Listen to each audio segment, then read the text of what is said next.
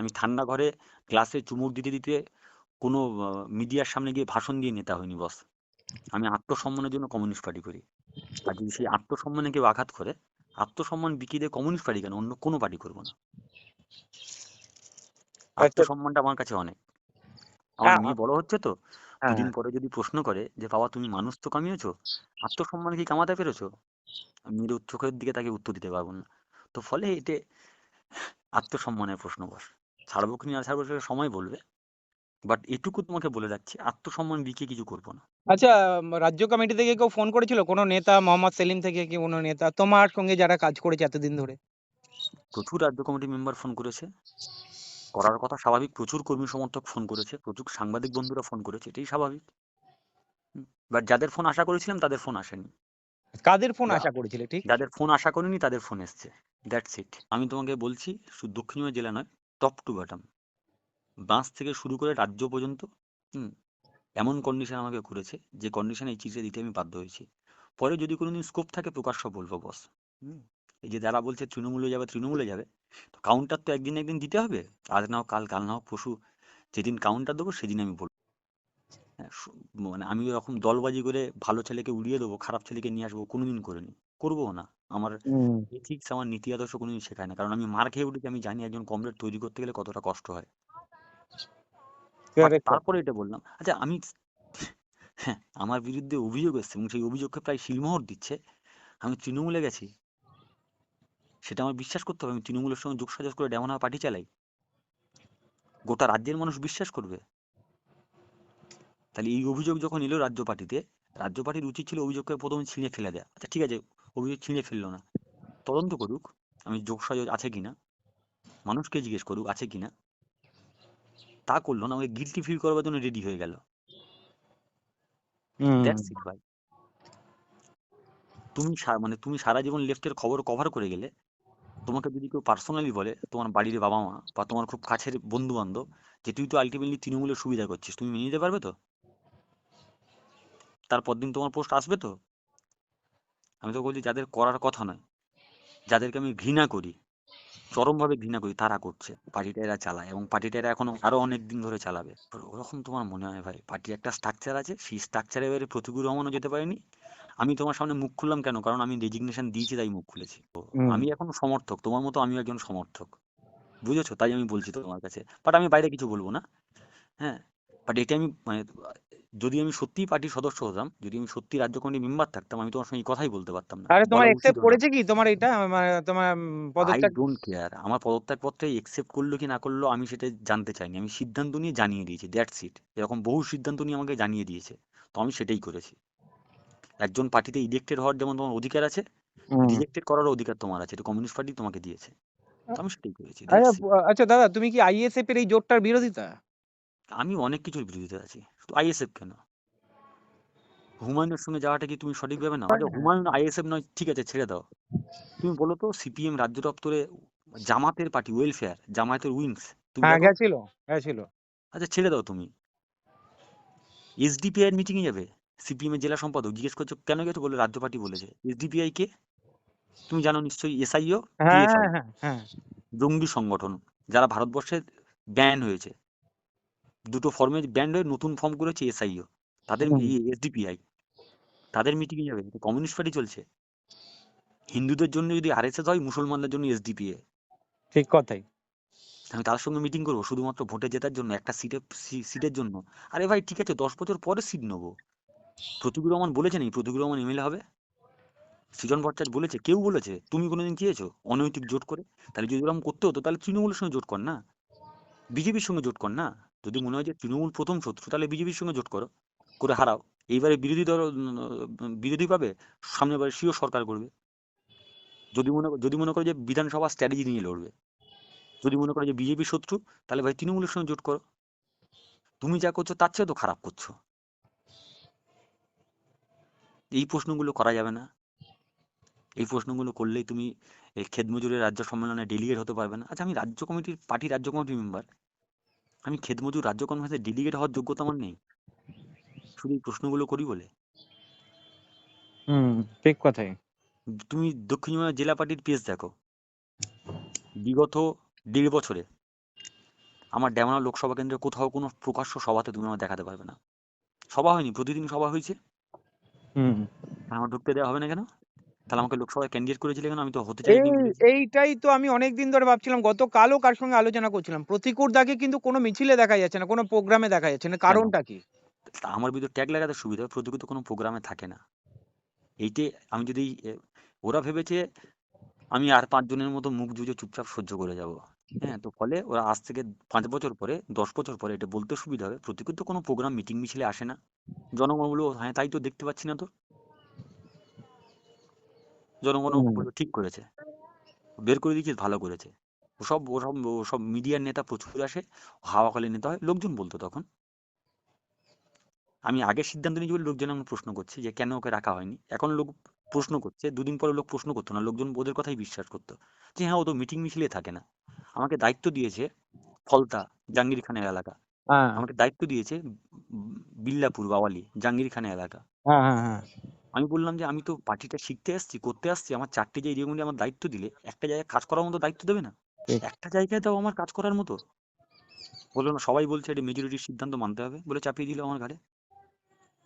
হুম। সাতগাছিয়া বলে একটা বিধানসভা ছিল, তুমি জানো, সাতগাছিয়া বিধানসভা আমার দায়িত্ব ছিল। রাতারাতি বিধানসভা মানে দায়িত্ব থেকে পুরো উড়িয়ে দেওয়া হলো। আমি বললাম কেন? বলছে না, তোমাকে এখানে কাজ করতে হবে। তাহলে আমাকে ১ বছর আগে ওখানে দায়িত্ব দিলে কেন? আচ্ছা, এই সিদ্ধান্ত কি রাজ্য কমিটির না জেলা কমিটির? জেলা কমিটি নেবে নিশ্চয়ই। জেলা, শোনো, জেলা কমিটি রাজ্যের অনুমোদন ছাড়া কিছু করেনি। আমি এটা তোমাকে ঠিক। এটাও বলছি আমি। হুম। ডায়মন্ড হারবারে কারোর বুকের পাটা নেই যে আমার বিরুদ্ধে তৃণমূলের সঙ্গে অভিযোগটা তুলে রাজ্য পার্টিতে চিঠি দেয়।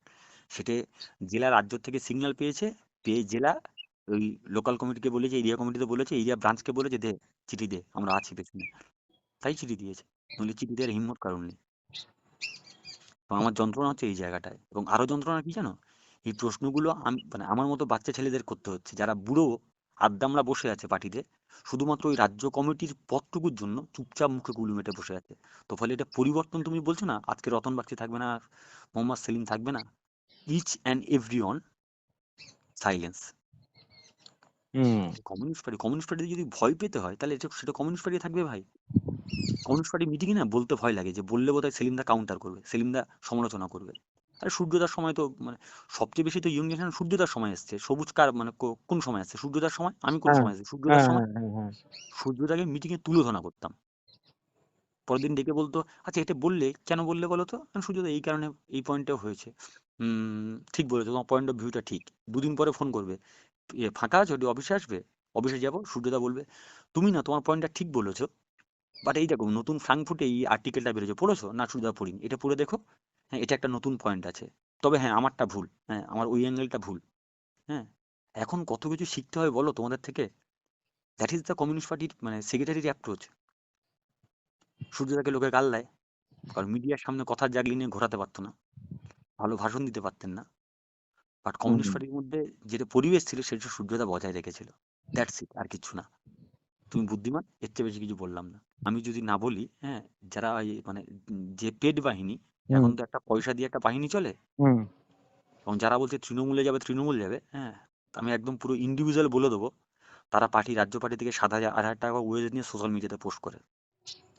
তারাই তো বলছে, এবং কেন নামাচ্ছে সেটাও আমি জানি। হুম, হুম। এটা না বললে তারা ওই ন্যারেটিভ তৈরি করবে, ফলে ন্যারেটিভ ভাঙবার জন্য আমাকে মুখ খুলতে হতো। এই কথাগুলোই বলবো, তোমাকে যে কথাগুলো বলেছি। তারা পাবলিক বিচার করবে কে ঠিক কে ভুল। বুঝতে পারছি আমি। তবে হট কারণ করে এই কথাটা যদি না বলি, হ্যাঁ, হ্যাঁ। তাহলে মানে সারা জীবন আমি ভিক্টিমাইজ হয়ে যাব। আর যারা আমার সঙ্গে মানে এই ঘটনাগুলো ঘটিয়েছে তারা আবার জয়যুক্ত হবে। তো ফলে একবার এক্সপোজ করতে জয়যুক্ত হয়। হবে, রাজ্য কমিটি এমনি চাপে পড়ে গেছে। এই যা ঘটনা ঘটে গেছে, চাপে প্রচুর পড়ে গেছে। সেলিম, মোহাম্মদ সেলিম আমাকে ফোন করেনি। হ্যাঁ, সে আমি জানি। আমি বুঝতে পেরেছিলাম। সুজনদা করেছে? সুজনদার ফোন বিগত ১.৫ মাস ধরে আমি ফোন ধরিনি সুজনদার ফোন। সুজনদার ফোন ধরা মানে সুজনদার কথা আমি ফেলতে পারবো না। বিমান বোস ফোন করেছিল, আমি বিমান বোসের ফোন ধরিনি। অন্য নাম্বার থেকে একটু কথা হয়েছে। আমি ডাইরেক্ট বলেছি যে বিমানদা মানে বিমানদা, সূর্যদা, সুজনদা, হুম। এদের কথা আমার কাছে আদেশ বলে মনে হয়, এবং এদের মানে এই মানুষগুলোর আদেশ আমি ফেলতে পারবো না। ফলে সেই জন্য ফোন ধরিনি। এই মাটিগুলো প্রশ্ন, এই মানুষগুলো প্রশ্ন করেছিল বলে এই মানুষগুলো সব জায়গায় কর্নার হয়েছে। হুম। সুজনদার কাজ এখন কি? হুম। এনবিএ তে বসে প্রুফ রিডিং করা। হুম। তা তুমি তো কম বেশি পার্টির খোঁজ খবর রাখো। সুজনদা মানে সিপিএম এর অভিষেক ব্যানার্জি, হুম। বিজেপির শুভেন্দু অধিকারী। হ্যাঁ, হ্যাঁ। তুমি ভাবো অভিষেক ব্যানার্জি জাগো বাংলাতে বসে প্রুফ রিডিং করছে। That is the reality.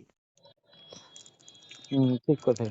সুজনদাকে বলেছি, সুজনদা পার্টির অভ্যন্তরে লড়তে হবে, আন্তঃপার্টি সংগ্রাম। আরে ভাই তুমি করো তোমার আন্তঃপার্টি সংগ্রাম, তোমাদের মাথা ঠান্ডা। আর আমি বরাবরই হচ্ছে মাথা গরম ছেলে, আমি ঘিলু পাতলা ছেলে বলে আমি 500 জনের এগেন্সটে একা যাই। মীনাক্ষী আমার ফোন ঘিলু করেছিল? না, মীনাক্ষী সবচেয়ে বাইট দিয়েছে, কিন্তু হুম। সবচেয়ে আমাকে একবারও ফোন করেনি। অনেকের সুবিধা হলো না। আচ্ছা, আমার কথা ছেড়ে দাও না, সৃজনের ফেসবুক প্রোফাইলটা ঘুরে এসো, এসে আমাকে বলো, দেখো প্রোফাইলটা ঘুরে এসো, একটা পলিটিক্যাল পোস্ট পাবে না। কেন? ছেলেটা দূরে সরে যাচ্ছে, কেউ কোনোদিন প্রশ্ন করেছে পার্টির মধ্যে? একটা ছেলেকে যেদিন ছাড়বে তখন বলবে সৃজন বিজেপিতে যাবে, প্রতিকুর রহমান মুসলমান তাই তৃণমূলে যাবে, আর সৃজন ভট্টাচার্য ওই জন্য হুম। বিজেপিতে যাবে। আমি বাইক চাকি গাড়ি চড়ে মিডিয়ার সামনে ভাষণ দিতে যাই না। আচ্ছা, এই যে হুমায়ুনের সঙ্গে গেল, তুমি তো হিন্দু এলাকায় থাকো, হ্যাঁ। বুকে হাত দিয়ে বলো তো হুমায়ুনের সঙ্গে যাওয়াটাকে মানুষ কিভাবে নিচ্ছে, সিপিএম এর সমর্থকরা? যে হিন্দু ভোটার তোমার সমর্থক যারা ছিল না, যারা তোমার দিকে আসবে ভাবছিল, হুম। তাদেরকে লাথি মেরে বিজেপিতে পাঠিয়ে দেওয়া হলো। আইএসএল এর সঙ্গে জোট করার পরে একটা অংশ চলে গেছে অলরেডি, এটা হুম। তুমি অস্বীকার করতে পারবে না, রিয়েলিটি। না। শোনো, আবেগ দিয়ে তুমি আমি অনেক কথা বলতে পারি, but that is the hmm. Reality. তুমি তৃণমূলের, সে তো তৃণমূলে এখন, আচ্ছা, উনি যে এখনো বসেছেন পার্টির সম্বন্ধে কারোর সঙ্গে আলোচনা করেন আগে বিষয়ে, নাকি ওনার মতো উনি বসে গেছেন? রাজ্য কমিটির কোথাও আলোচনা করিনি আমি, সেক্রেটারিয়েটে আলোচনা করেছে বলে আমি জানি না। আচ্ছা। মানে হুমায়ুন আহমেদ কে, ওই হুমায়ুন কবির কে, তৃণমূলে বিধায়ক, হুম। তৃণমূল দল থেকে সাসপেন্ডেড। ও যে বললো না, আমি দল, আমি রেজিগনেশন দিয়ে তবে দল করব, হিম্মত হ্যাঁ। হলো বিধায়ক পদ রেজিগনেশন দেয়, বিজেপি বলেছে দেবে না তুমি, তাই দেয়নি, সবাই জানে। একটা বাচ্চা ছিল, সেও জানে যে বিজেপি থেকে টাকা কেটে করেছে, এখনো তৃণমূলের বিধায়ক। কালকের একটা যে ওই কালকে বোধহয় হরিশ্চন্দ্রপুর না মালতীপুরে গিয়েছে, গিয়ে বলেছে আমার স্ট্যান্ডিং কমিটি মিটিং আছে, ওই জন্য আমি চলে যাচ্ছি। হুমায়ুনের ফেসবুক পোস্টে আছে, দেখে নিও। হ্যাঁ, তো হ্যাঁ, সে হ্যাঁ। তো এখন তৃণমূলের বিধায়ক, তার সঙ্গে সিপিএম এর রাজ্য সম্পাদক কেন মিটিং করতে যাবে? আর এই প্রশ্ন যারা করবে তারা তৃণমূলের সঙ্গে তাই যোগ সাজাবে বলে দলের থেকে কর্নার করবে, তাই তো? আমি বলতে পারবো না যে ভাই আলটিমেটলি তুমি বিজেপি সুবিধা করছো। এ ভাই, তোমার সাদা সাহেব যাবে, তার বদলে কালো সাহেব আসবে, তার বদলে লাল সাহেব আসবে, লাল সাহেবের হলুদ মধ্যে সাহেব আসবে, লাল সাহেবের বাট মধ্যে সাহেব থাকবে বস। হ্যাঁ, কমিউনিস্ট পার্টি যখন সাহেব কালচারে যতদিন না বন্ধ হবে, কমিউনিস্ট পার্টি থাকবে না। কমিউনিস্ট পার্টি এখন প্রশ্নতে যুক্তিতে চলে না, কমিউনিস্ট পার্টি এখন চলছে মেজরিটিতে। আর প্রতিকুর রহমান প্রশ্ন করতে করতে কমিউনিস্ট পার্টি এসেছিল। যদি মেজরিটিতে যদি যেতে হতো তাহলে তৃণমূল করতাম, কারণ আমি যখন 2008 সালে যখন আসি, তখন তৃণমূল জেলা পরিষদ দখল করেছে দক্ষিণ চব্বিশ পরগনা। মেজরিটি পলিটিক্সে প্রতিকুর রহমান আসেনি, মাইনরিটি পলিটিক্সেই এসছে। আর ভারতবর্ষের মাটিতে আমি বর্ন মাইনরিটি ভাই। মাইনরিটি মেজরিটি পলিটিক্স পার্টির আভ্যন্তরীণ দ্বন্দ্ব হতেই পারে, বাট পার্টি হুম। যদি বলে যুক্তিতে চলবো না মেজরিটিতে চলবো, তাহলে কিছু বলো না। তুমি মানে আমার কথাগুলো যদি তুমি কাউন্টার দিতে পারো, আমি পার্টিতে থেকে যাবো। সেটা দলের মধ্যে শত্রু হয়, এটা এটা সব পার্টিতেই হয়। আমি ওকে ব্যক্তিগত পছন্দ নয়, ও ভালো লাগে, ও একটু খারাপ লাগে, সেটা হয়, স্বাভাবিক হয়, কিন্তু সেই কারণে একজনের কেরিয়ার শেষ করে দেবো, সেই মানে কারণে তোমার কেরিয়ার শেষ করে ক্যারিয়ার দেওয়া। শেষ করা, পার্টিতে ক্যারিয়ার শেষ করবে কি করে আরে জনমত? প্রথম কথা, যে পার্টিটা তো আমি কেরিয়ার হিসেবে নিইনি, তো আমার কেরিয়ার শেষ করবে কি করে? ওরা মনে করে রাজ্য কমিটির পদটাই কেরিয়ার, আমি মনে করি না সেটা। মানুষ যার সঙ্গে আছে সেই তো নেতা, তুমি পদে কি যায় আসে? পদ তো অলংকার মাত্র।